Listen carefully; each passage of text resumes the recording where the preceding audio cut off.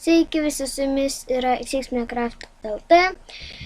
Norėjau pasidalinti šiokią tokią problemą, kurią aš turėjau. Tai buvo, aš negalėjau prisijungti prie savo Minecraft accounto. Taip aš įsigandau, tai ką aš dariau. Taip aš ją išsprendžiau. Nuėjau į svetainę webchat.esper.net ir prisijungiau prie Minecraft Help.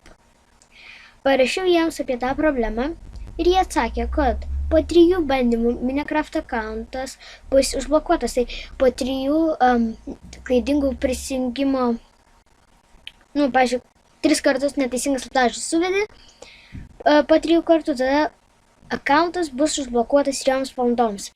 Po 3 valandų reikia pakeisti slaptažodį ir tada prisijungti. Tai taip aš viską ir padariau. Ir štai aš tą problemą ir išsprendžiau. Ir jei padėjo šitas video, palikit like. Ir dar, jeigu neprenumeravote man, tai paspauskite tą subscribe mygtuką. Vis tiek, tik užtrunka 3 sekundės. Ačiū, kad žiūrėjote.